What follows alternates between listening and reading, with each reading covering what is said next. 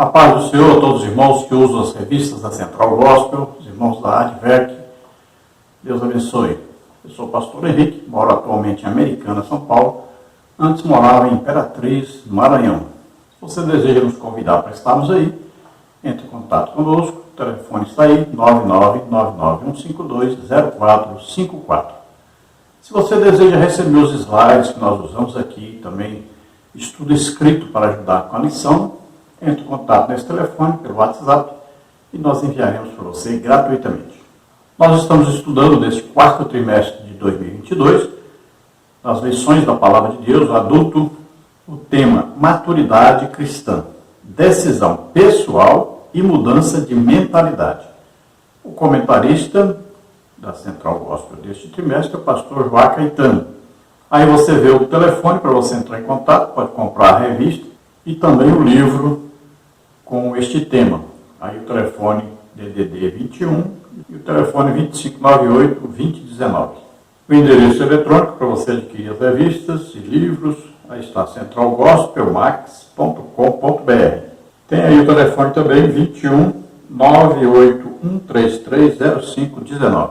Então veja que para alcançar a maturidade cristã, temos que tomar uma decisão.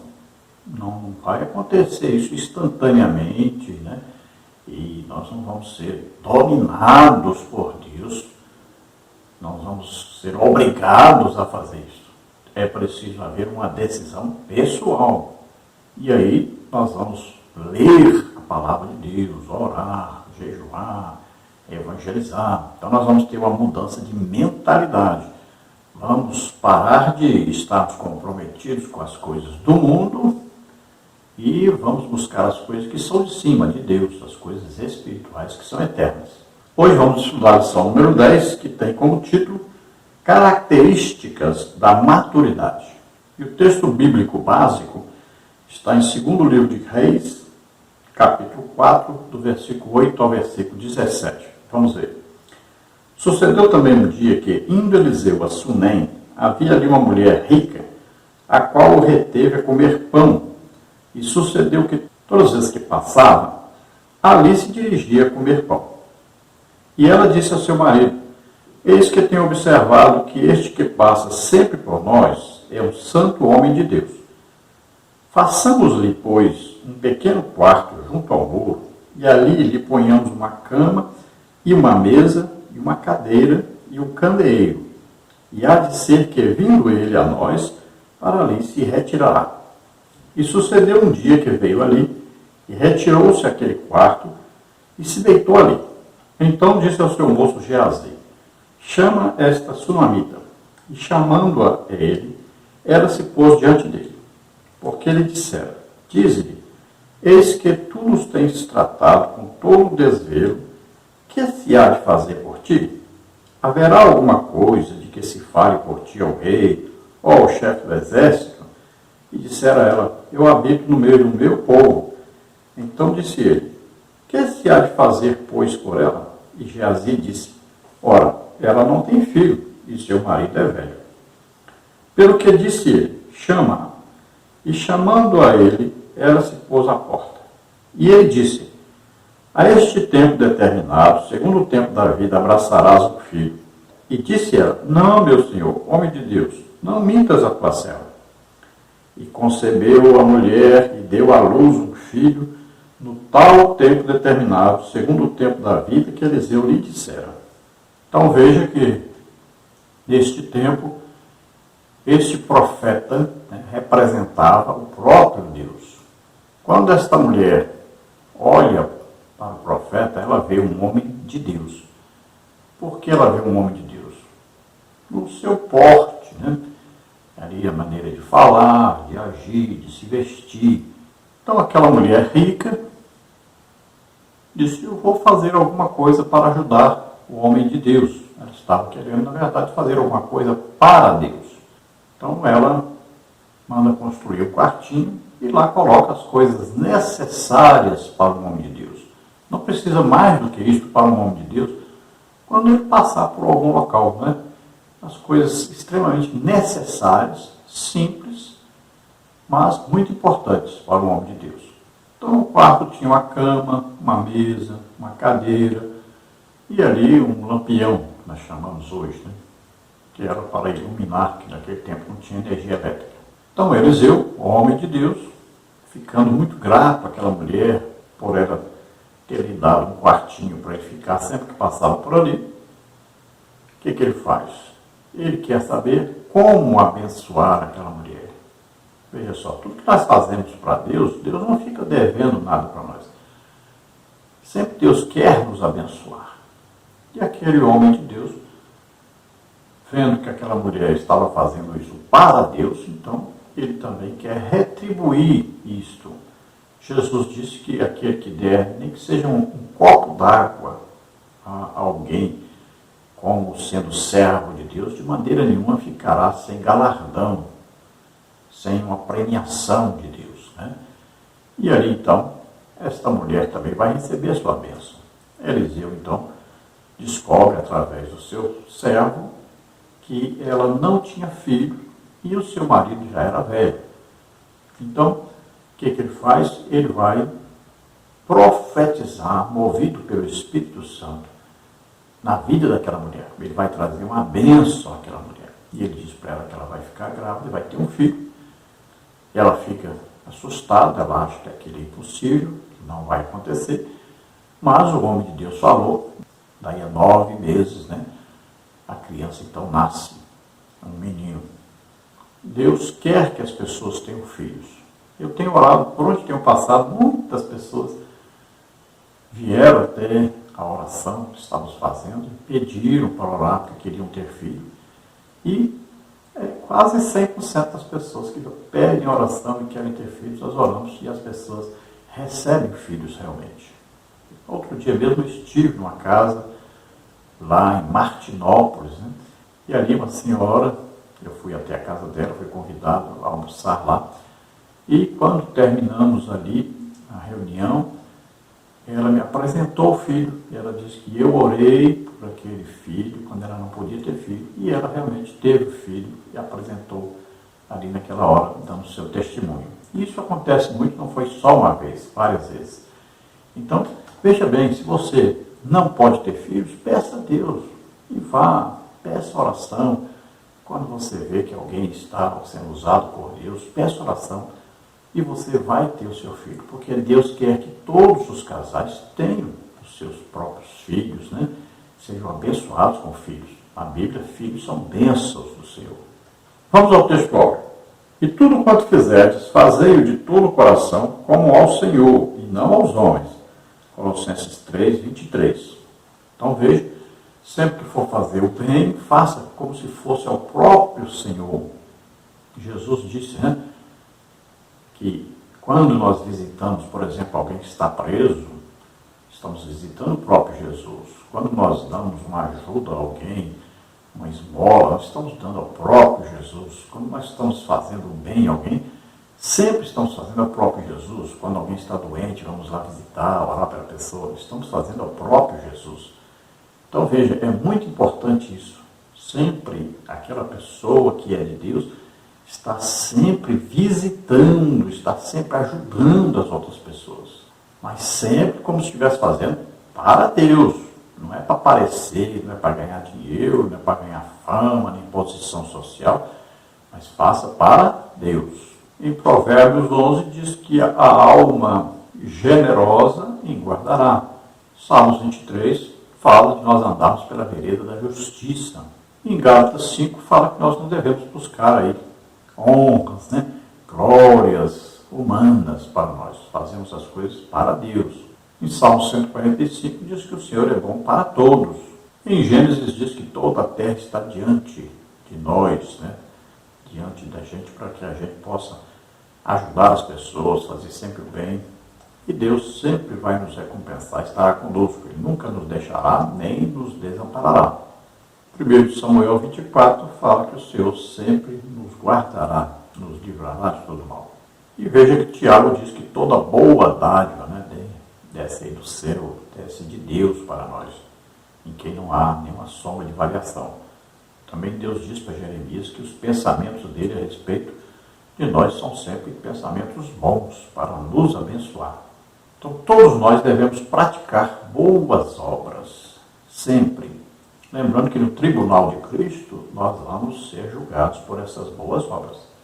Obras não salvam ninguém, mas são fruto, produto na vida daquele que já é salvo.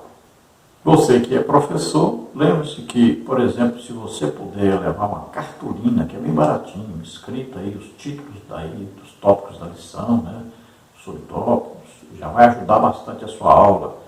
Se você puder usar um projetor de slides, aí sua aula vai ficar excelente, vai ter pelo menos aí 60% de aproveitamento se você usar o material didático adequado. O ensino audiovisual, ele faz com que retenha mais o ensino, o seu aprendizado seja muito superior.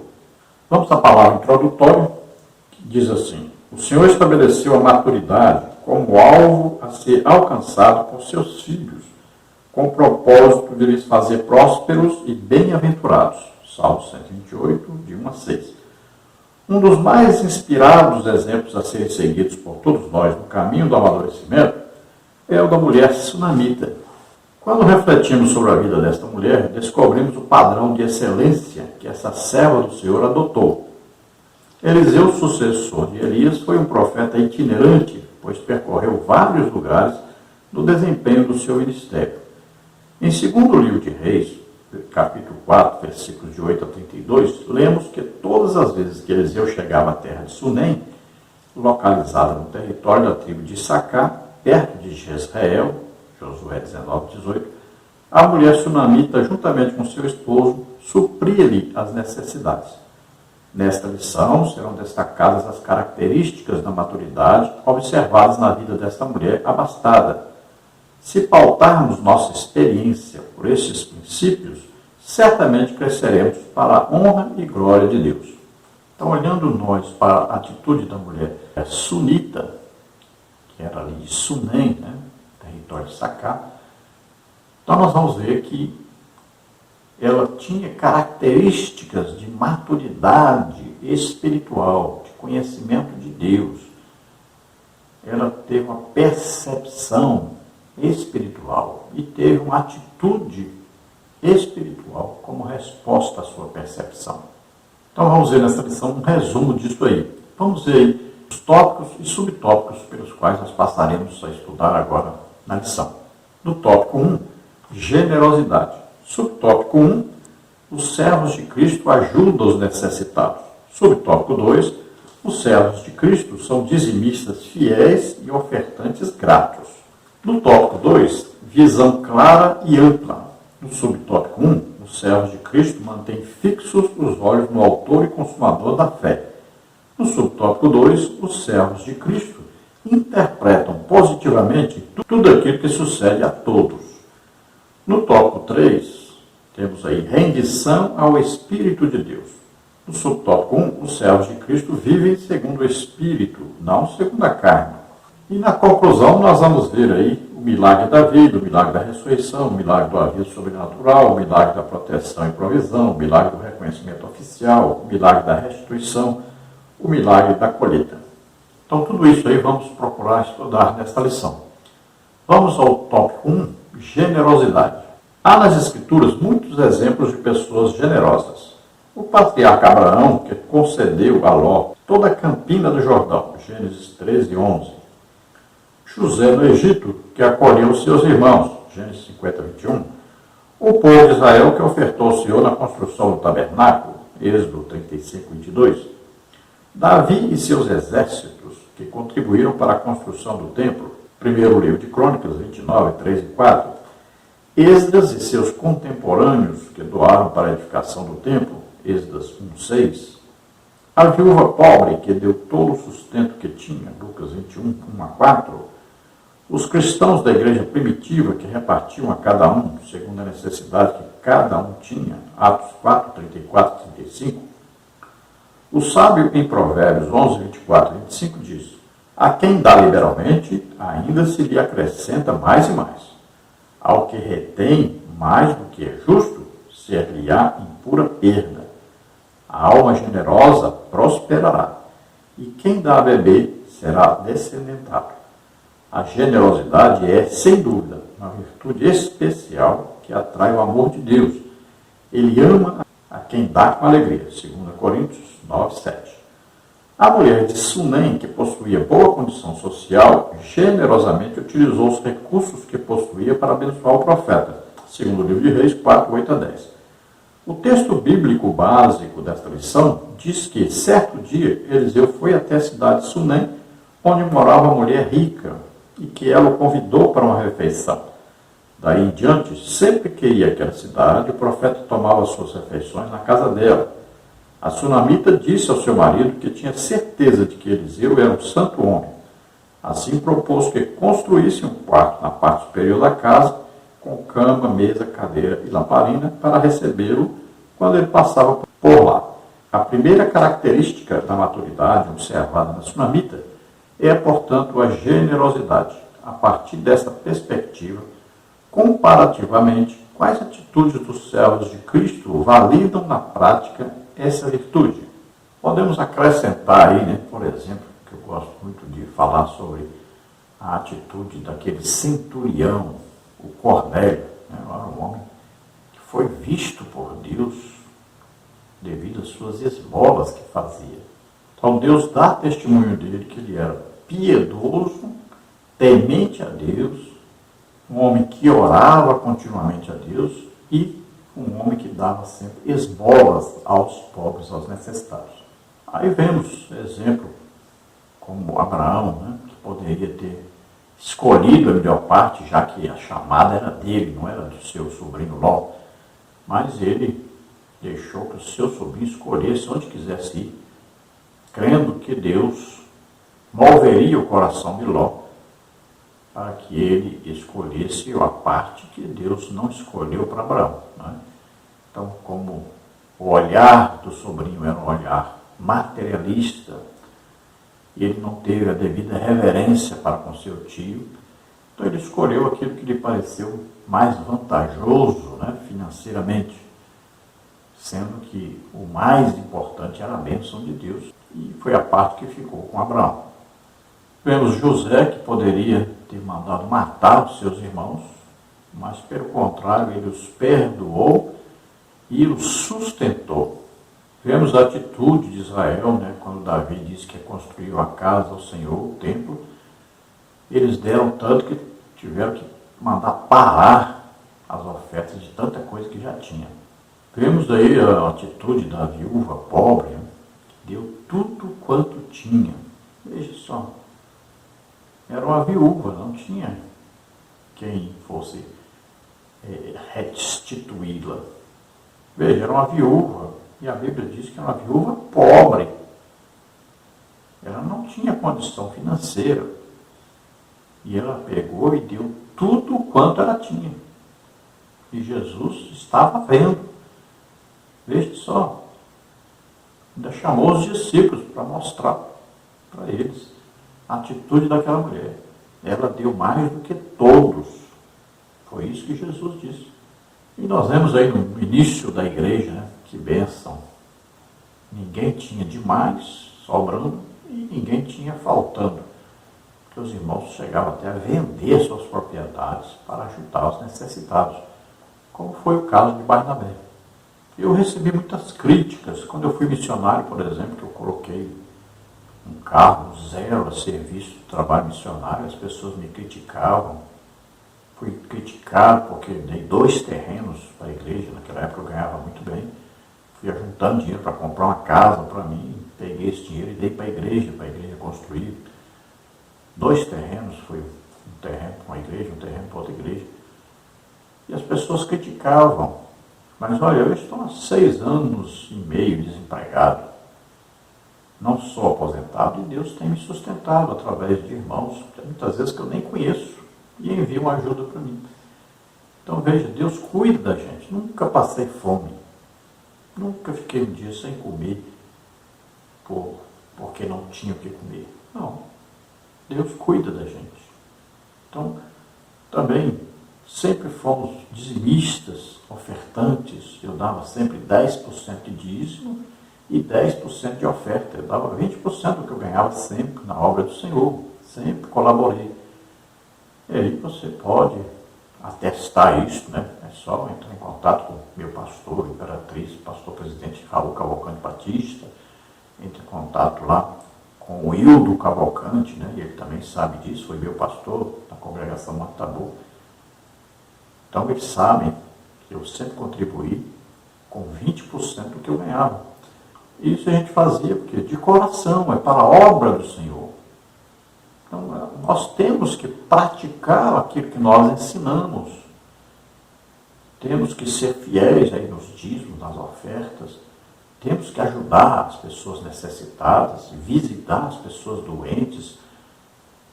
Sempre visitamos pessoas doentes. Fomos em cadeias várias vezes, né?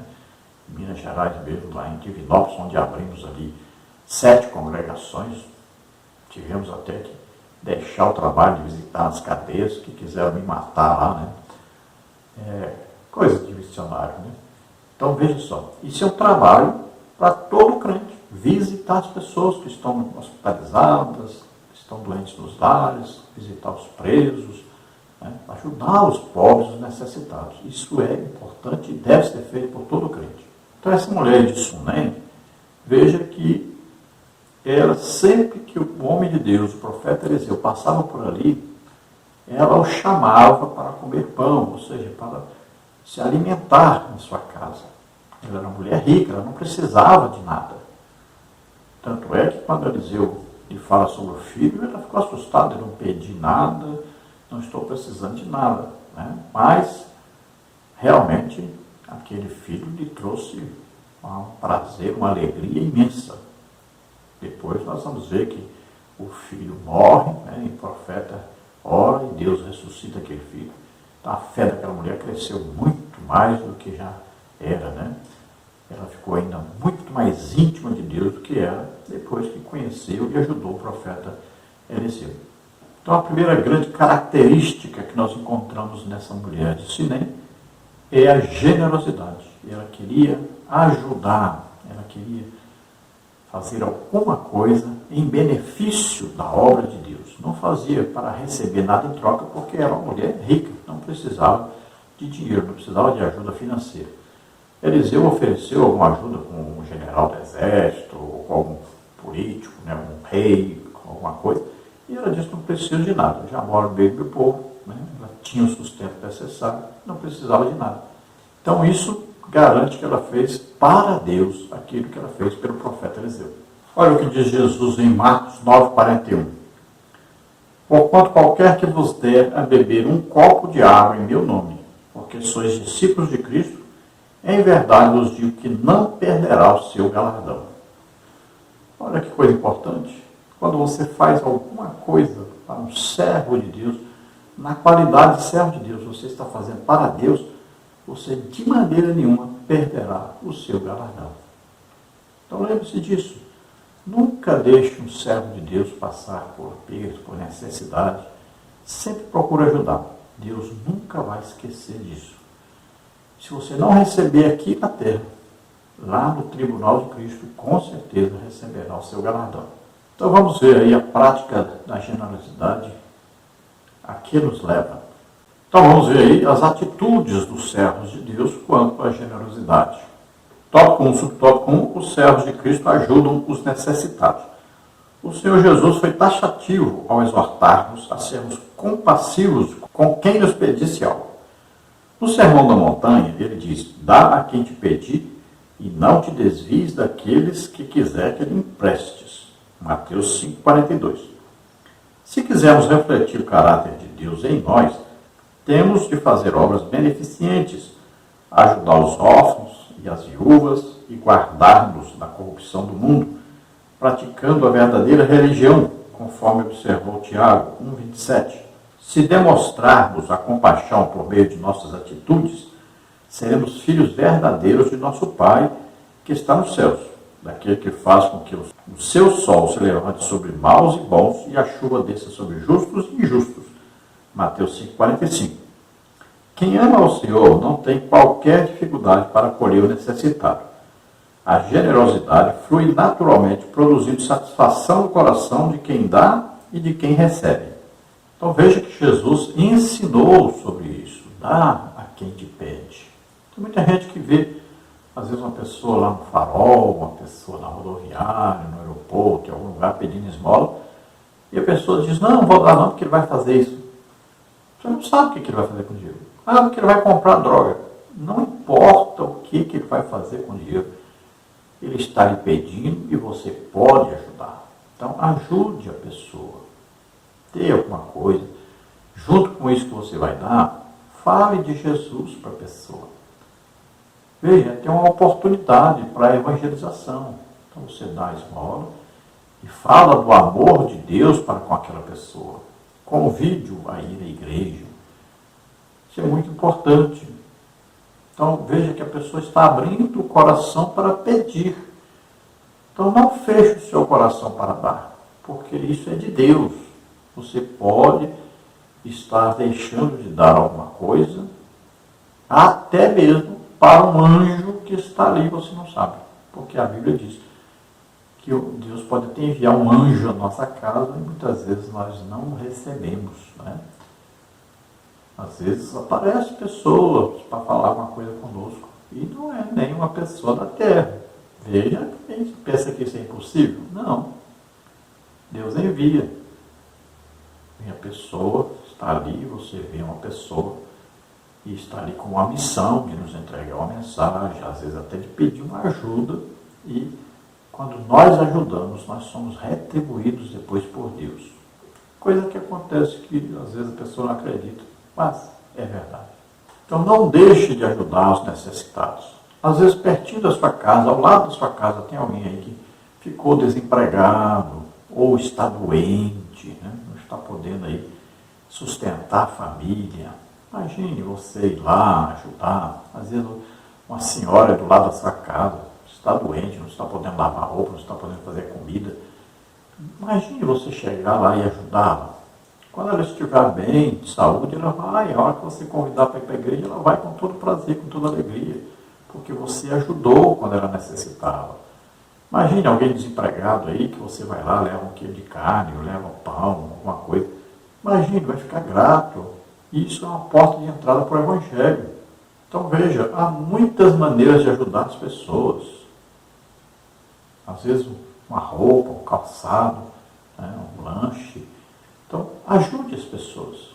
Então, a Bíblia fala para nós a respeito, né, de visitar o órfão, a viúva, ajudar nas suas necessidades. Então, é muito importante isso. Quem não reparte nada com os outros, acaba sentindo um dia também a necessidade. Acaba precisando dos outros e não vai ter quem o ajude. Então, sempre ajude as pessoas. Plante para que um dia, se você precisar colher, você terá como colher. Deus diz, faça a prova de mim. Não é? Quando você precisar, faça a prova. E você vai ver que valeu a pena contribuir, ajudar as pessoas, contribuir na obra de Deus. Porque na hora que você precisar, Deus está ali para lhe abençoar. Ainda no tópico 1, subtópico 2, os servos de Cristo são dizimistas fiéis e ofertantes gratos. O dinheiro é algo necessário para a nossa sobrevivência. Entretanto, não podemos deixar que ele ocupe o primeiro lugar em nosso coração. Mateus 6, 21. Não podemos amar as riquezas e permitir que elas se assenhoriem de nós, porque o amor ao dinheiro é a raiz de toda espécie de males. 1 Timóteo 6, 10. O grande patriarca Abraão deu o dízimo de tudo o que possuía. Como resultado, usufruiu uma vida de prosperidade espiritual, familiar, emocional e financeira. Gênesis 14, 20. A virtude da generosidade se manifesta especialmente nos valores econômicos para os desfavorecidos no reino de Deus. Você tem entregado seus dízimos e ofertas ao Senhor? Tem ajudado os necessitados? Como tem investido o seu tempo, os seus talentos e as suas finanças? As atividades eclesiásticas, a evangelização, a obra missionária, o sustento dos obreiros, o aluguel do templo, as construções, a manutenção e outras despesas são atendidas quando o povo de Deus é generoso. Com respeito às ofertas regulares e especiais, elas são parte integrante do caráter de quem está amadurecendo, de quem ama o Senhor e ao próximo. Veja que coisa interessante, um culto prestado a Deus sempre envolve a parte também de oferta de dízimo. Por que isso? Olha, sempre, quando foi celebrado um culto em Israel, por exemplo, sempre teve no culto a parte do sacrifício. A pessoa ia lá prestar um culto a Deus, sempre levava. Quem era bem pobre levava um pombo, né? Outra pessoa podia levar ali um carneiro, um cordeiro. Então a pessoa ia oferecer aquilo que podia. Veja que os reis ofereciam bois, né? Às vezes oferecia mais de 1000 bois. Por quê? Porque tinha condição de oferecer. Oferecer de coração, de gratidão a Deus. Veja que isso é prestar um culto. Tem muita gente que ignora isso. Fala, não precisa de pedir oferta, falar em dízimo na hora do culto, isso não pode. Pelo contrário, é uma maneira de prestar um culto a Deus. É uma das maneiras. Sempre implica em quê? Sacrifício. Ninguém quer tirar dinheiro do bolso. Ninguém. É a parte mais sensível do ser humano, é o bolso, né? Das mulheres é a bolsa. Tirar dinheiro de alguém, né? Isso é um sacrifício que a pessoa acha. Então, faça esse sacrifício, mas agora aprenda a fazer isso com prazer. Deus abençoa aquele que prazerosamente contribui na obra de Deus. A pessoa chega na igreja, tem lá a cadeira para sentar, o banco, né? Tem ali a energia elétrica, às vezes um ventilador, um ar-condicionado, um aquecimento, um lugar mais frio, né? Tem ali o microfone, tem ali o som, as caixas de som, tem alguém tocando os instrumentos. Tem uma obra ali sendo feita, às vezes uma construção. Tem aí a obra missionária, ajudando os missionários, por todo mundo a levar o evangelho. Tem o pagamento do salário do pastor. Tem de alguns obreiros, de alguns que trabalham na igreja. Então são despesas muitas, né? Energia elétrica, água, telefone. Veja, são muitas as despesas. Muitas vezes temos que ajudar os pobres, necessitados, né? Muitas vezes até oramos, como não são curados, a gente tem que ajudar a comprar um remédio. Então, olha só, são muitas as despesas da igreja e tudo isso é pago com dinheiro dos dízimos e das ofertas. Então, aprenda a ser generoso, né? Aprenda a ajudar, sem murmurar. Sempre leve para a igreja ali um dinheirinho separado para você dar de oferta. Nunca dê o seu pior para Deus, não dê moedinha, dê R$2, não, sempre dê mais. Não dê o que nem cego quer. Não, você está dando para Deus. Faça uma boa oferta, dê o dízimo corretamente e Deus vai abençoar você. Tenha certeza disso. Então voltamos a lembrar, sempre fui dizimista fiel, sempre fui ofertante, dava 20% para a igreja, 10% para a missão e muitas vezes outras ofertas também. E ajudaram ainda os necessitados. Aí veja, estou mais de 6 anos desempregado, não sou aposentado e nunca me faltou nada. Nunca, nunca, nunca. Por quê? Porque Deus cuida de mim. Como é que ele faz? Ele usa os irmãos para ajudar. Às vezes aparece lá, está vencendo algum cartão, está vencendo pagamento de alguma coisa. Aparece o dinheiro na minha conta. Muitas vezes eu não sei nem quem mandou. Não sei. Deus toca no coração de alguém e ele envia. Veja. E é assim que a Bíblia ensina. Seja fiel, seja generoso e Deus vai cuidar de você quando você precisar. Olha, quando eu estava no campo missionário, certo dia a esposa disse que só tinha água na geladeira, não tinha mais nada para comer. Eu fui orar. Quando eu voltei em casa, cheguei e estava cheio de sacolas de supermercado por todo lado.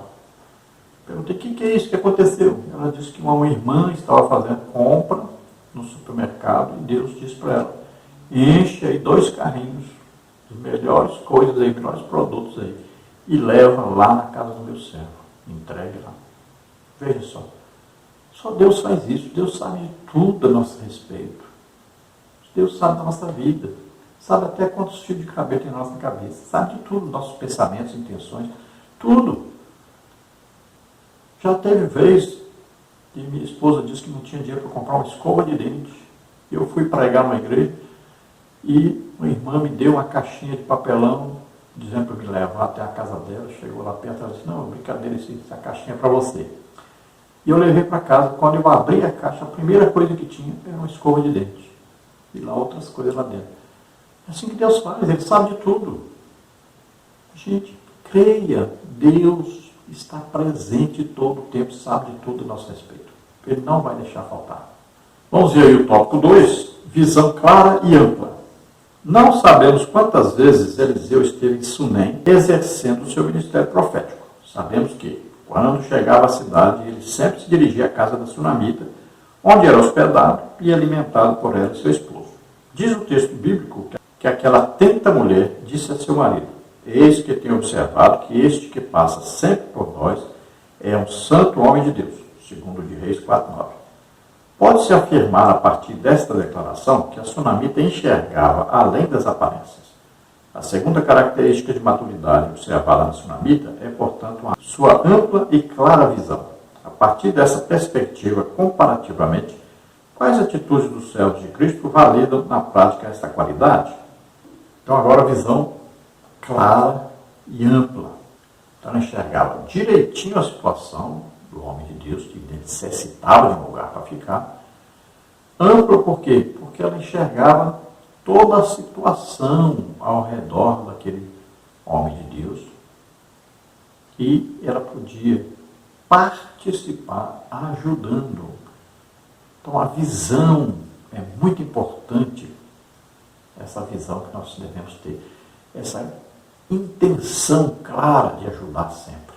Aí Deus vai nos dar essa visão clara e ampla a respeito das coisas ali. O que está acontecendo, né? Qual o projeto ali que está envolvido. No tópico 2 sobre o tópico 1, os servos de Cristo mantêm fixo o olhar no autor e consumador da fé. No episódio da unção de Davi como rei de Israel, o Senhor advertiu Samuel a não focar o que era aparente, mas a enxergar além daquilo que os olhos podem aprender.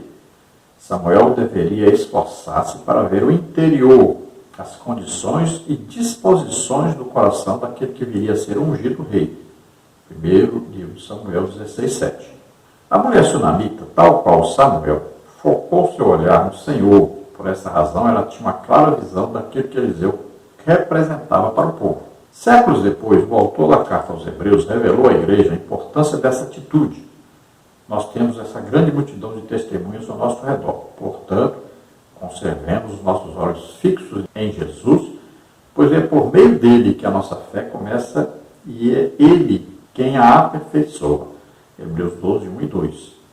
Quando nossos olhos estão fixos no Senhor, ele faz o nosso entendimento reinterpretar a transitoriedade e as verdades da vida. Salmo 119, 37. A falta de maturidade condiciona o homem a olhar para as aparências e temporalidade. Essa visão distorcida impede a realização do plano divino em nós. Então veja que quando Samuel vai à casa de Jessé para ungir um dos seus filhos como rei, Deus diz para ele não olhar como olham os homens, um olhar material, né? Samuel, quando viu ali o tamanho do jovem, a beleza do jovem, né, do primeiro filho de Jessé, já viu logo, ele só pode ser esse. Veja só, essa é a maneira de olhar do homem. E Deus disse: eu não olho a aparência, eu olho o interior, o coração, o interior do homem. Então nós devemos tomar todo esse cuidado para nós termos em nosso interior, em nosso espírito, né, aquele desejo de ajudar, de abençoar. E devemos pedir a Deus esse olhar, essa visão para enxergar nas pessoas uma parte boa. Toda pessoa tem alguma coisa boa a oferecer, alguma boa intenção. Pode ter várias más intenções, pode ter o pior caráter que existe, mas alguma coisa boa existe ali e deve ser aproveitada esta coisa. Então veja que a sunamita olhou para o profeta e enxergou a sua necessidade. E ela, quando viu isso, procurou logo suprir a necessidade do homem de Deus. Se Jesus diz que nós devemos, então, fazer o bem às pessoas, como se estivesse fazendo a Ele próprio, então, sempre que nós vemos uma pessoa em necessidade, nós vamos procurar também ajudar essa pessoa, fazer todo o possível para que essa pessoa viva bem, viva tranquilo, viva em paz, tenha o que comer, o que vestir. E esse é nosso dever como cristãos. Se nós ficarmos olhando a aparência das pessoas ou a situação que ele vive na atualidade, nós não vamos enxergar muita coisa. Nós não sabemos. E amanhã como será? Veja quantas pessoas estiveram em situações dificílimas, complicadíssimas, e saíram dessa situação confiando em Deus, olhando para Jesus, autor e consumador da fé. E hoje quem são essas pessoas? Veja, Deus é capaz de transformar totalmente a situação, o caos, mudar tudo. Crê nisso. Ajude a quem necessita, porque você, o dia que precisar, não tenha nenhuma dúvida, Deus estará ali para te ajudar. No tópico 2, subtópico 2, os servos de Cristo interpretam positivamente tudo aquilo que sucede a todos. Quanto mais o cristão avança em maturidade, mais sabedoria ele adquire em todas as áreas da sua vida. Seu olhar não se fixa no que é negativo, tampouco sublinha as deficiências e limitações do seu semelhante. Ao olhar para as pessoas, o cristão maduro procura ressaltar as qualidades, o potencial e as virtudes que elas possuem. Ele procura destacar o que é bom, o que é honesto, o que é puro, agradável e construtivo. Foi desta forma que a mulher sunamita olhou para o profeta Eliseu. Se queremos alcançar a medida da estatura completa de Cristo, não podemos ficar grifando os defeitos e imperfeições alheias. Filipenses 1,6. Mesmo porque, como disse Sigmund Freud, o homem é escravo do que fala e dono do que cala. Quando Pedro me fala de Paulo, sei mais de Pedro do que de Paulo. Então veja, quando olhamos para alguém, o que é mais fácil nós percebermos nesta pessoa? Os seus defeitos ou suas qualidades? Veja só. Não é muito mais fácil descobrir os defeitos? Se nós procurarmos defeitos, é fácil demais de identificar. Porque todos nós somos falhos, somos imperfeitos. Então é muito fácil. Agora, se nós procurarmos olhar e ver o que aquela pessoa tem de bom, vai demorar um pouquinho mais, vai exigir mais percepção, mas é isso que devemos fazer. Procurar nas pessoas. O que essa pessoa tem de bom? O que ela tem de melhor? Como ela pode ser aproveitada na obra de Deus? Então, procuremos olhar assim com esse olhar diferente, com o olhar de Deus. Então, quando alguém fala de alguém, fala mal de alguém, não olhe para esse alguém com o defeito que lhe foi apresentado. Olhe para a pessoa que está falando mal desse alguém. Essa pessoa é que está com um problema sério. Essa precisa de ajuda para não falar mais mal de ninguém.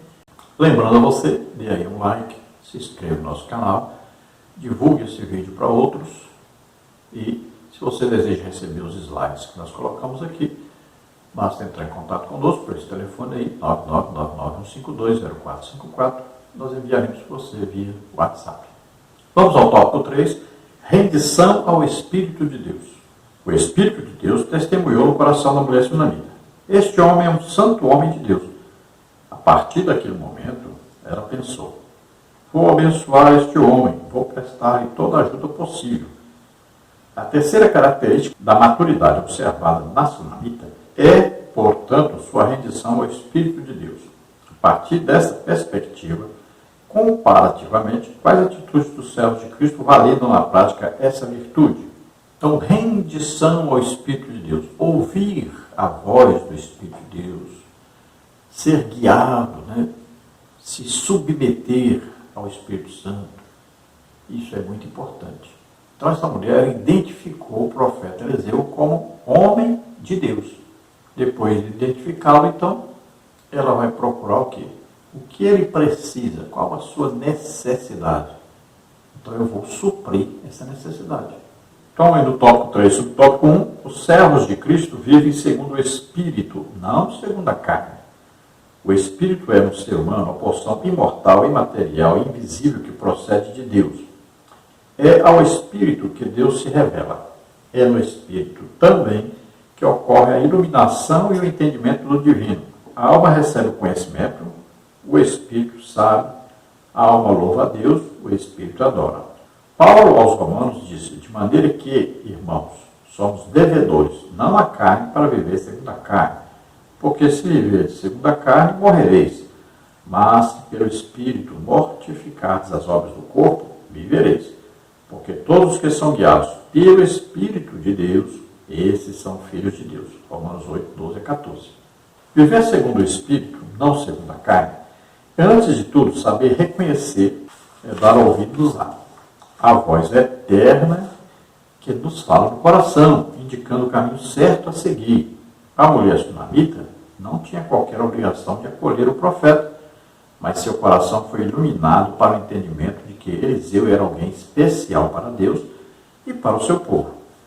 O Senhor Jesus declarou que uma das mais importantes tarefas do Espírito Santo seria transmitir aos seus seguidores tudo o que ouvira do Senhor, seus mandamentos, instruções, palavras e orientações. A voz do Espírito Santo faz-se audível hoje a todo aquele que nele crê. João 16, 13 a 15. Manter os ouvidos permanentemente abertos à voz do Espírito é a atitude mais sábia que o cristão pode adotar. É sinal de crescimento. Quem tem ouvidos, ouça o que o Espírito diz às igrejas. Apocalipse 2, 29. Então veja que aqui tem duas vezes a palavra Espírito. Né? O Espírito humano, com letra minúscula, e o Espírito Santo, que é Deus, com letra maiúscula. Então olha só.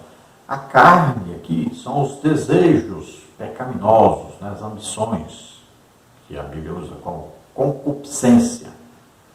Então são ambições pecaminosas, desejos pecaminosos. Então o crente não vive mais agradando ao seu corpo que deseja essas coisas pecaminosas. Exemplo, glutonaria, que é comer demais, sexo fora do casamento, né? Que aí antes do casamento é prostituição e no casamento é adultério. Aí bebedice, vícios. Então são coisas que o corpo deseja. Agora, se o corpo é controlado pelo Espírito Santo, com a alma que aceitou Jesus como Salvador e Senhor, então o Espírito Santo agora mora nesse crente, o Espírito Santo vai dominar o espírito humano e vai conduzi-lo para Deus. Agora a alma vai tomar a decisão.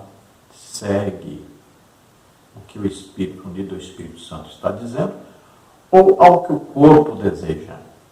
Então o corpo é feito do pó da terra, quer viver na terra e quer os prazeres que o mundo oferece. Agora o crente vai ler a Bíblia, estudar, vai também jejuar para dominar também mais o corpo. Então vai orar, vai estar em comunhão com o Espírito Santo e então vai se fortalecer para vencer esses desejos da carne. Então quem está em Cristo, quem está em comunhão com Deus, com o Espírito Santo, vai vencer os desejos da carne.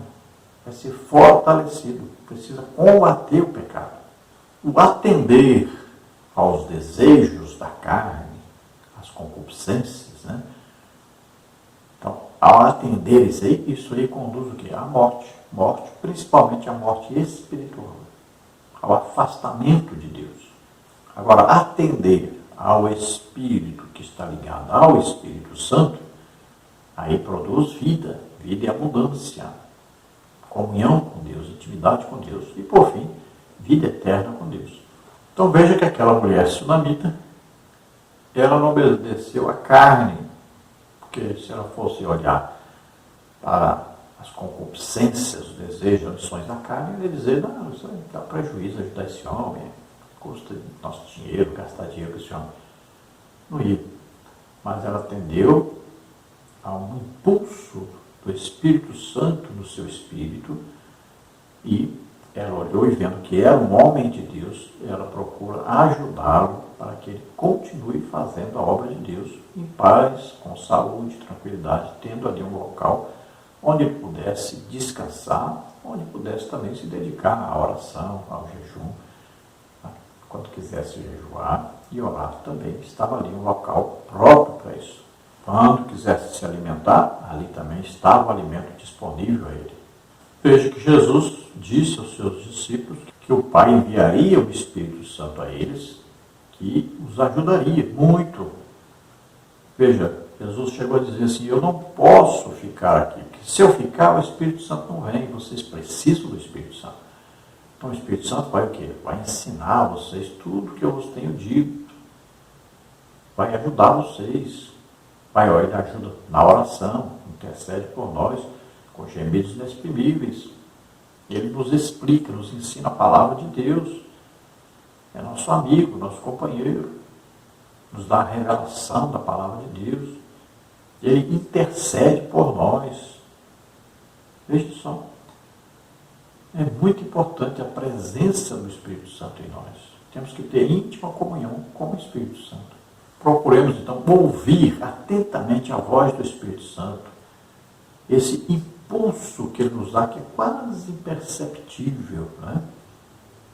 Mas ele está ali, nos guiando para o local certo, para falar o que ele quer, para ensinar o que ele quer, para pregar o que ele quer, para visitar quem ele quer. Veja bem, para transmitir uma mensagem que ele quer a uma pessoa, para visitar a quem ele quer. Então, lembre-se disso, fique bem ali, maleável ao Espírito Santo e ouça, porque ele fala quase que não dá para ouvir. Você precisa abrir o coração para ouvir e entender que ele está guiando a nós, guiando para o rumo certo, para o caminho certo, aquilo que Deus quer que nós façamos. Conclusão. Ao investir o profeta, a sunamita tocou profundamente o coração de Deus. Ela, com sua atitude, liberou o poder do Senhor sobre sua vida, experimentando prosperidade em todas as áreas. A mulher de Sunem recebeu 7 milagres. Não existe ninguém em toda a Bíblia, homem ou mulher, que tenha recebido tantas bênçãos quanto ela. O milagre da vida, Deus lhe deu um filho, segundo de Reis 4,17. O milagre da ressurreição, o filho morto ressuscitou, segundo de Reis 4:35 a 37. O milagre do aviso sobrenatural, foi salva com a família da destruição, segundo de Reis 8:1. O milagre da proteção e provisão, Deus cuidou dela com os familiares, segundo de Reis 8:2. O milagre do reconhecimento oficial, diante do rei ao voltar do cativeiro, segundo de Reis 8:5. O milagre da restituição, recebeu de volta tudo o que havia perdido, segundo de Reis 8:6. O milagre da colheita, ela foi abençoada na vida espiritual, familiar e financeira, segundo de Reis 8:6. Tomemos, pois, o exemplo desta mulher para a nossa vida.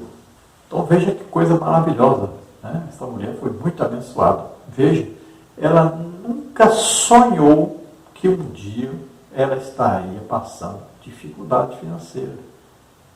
Ela nunca sonhou que ela teria que deixar sua casa e partir. Veja bem, você tem que plantar, porque o dia que precisa colher, Deus está ali. Deus diz, faça a prova de mim, seja fiel. Olha, aquela mulher nunca sonhou que ia passar por situação tão difícil quanto ela passou. Mas Deus estava ali para abençoá-la. Então, olha, quando vinha uma fome sobre a terra, o profeta chama a mulher e diz para ela que ela deveria sair, porque havia uma grande fome. Olha só, Deus abençoou, avisando antes de acontecer. E eram 7 anos de fome sobre a terra. Veja que ela foi lá para a Filístia, né? Ficou entre os filisteus durante 7 anos. Imagine, teve que deixar tudo para trás. Toda a sua riqueza, deixou tudo. De repente ela estava pobre, necessitando de ajuda dos outros. E depois de 7 anos, ela volta. E agora? Ela tinha que ir atrás novamente de ter sua casa, suas terras, suas coisas, tudo de volta. Como é que ela ia conseguir isso? Era um problema difícil de resolver. E veja que ela está ali no local onde o rei está, e Geazi está ali, e o rei pergunta para ele sobre as coisas que aconteceram, o que Eliseu andava fazendo. E olha só, Geazi tinha acabado de dizer que Eliseu tinha ressuscitado o filho de uma mulher que era muito rica, sunamita. E quando ele olha, ali está a mulher. Então ele chama, vai apresentá-la ao rei, e ela confirma a história. E agora o rei vai lhe conceder toda a sua fortuna de volta. Olha só que bênção. Você está pensando que apenas ela recebeu de volta as suas terras? Não. O rei mandou dar a ela tudo que ela havia perdido. Tudo. Desde o dia que ela tinha saído até agora. Veja só.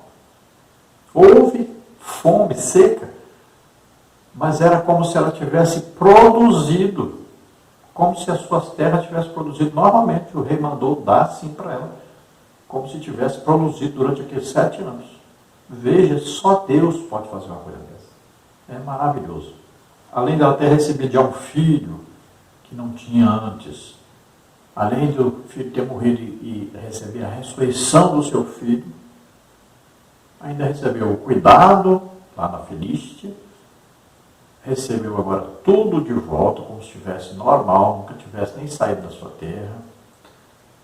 Veja só, isso é coisa de Deus. Então devemos aprender aí com o exemplo dessa mulher sunamita, né? Olha só que bênção. Se nós plantarmos, podemos esperar a colheita. Ela nunca sonhou que ia passar pela necessidade que ela passou, mas ela cuidou do homem de Deus. Ela praticou boas obras. E quando precisou, Deus estava ali. Veja só.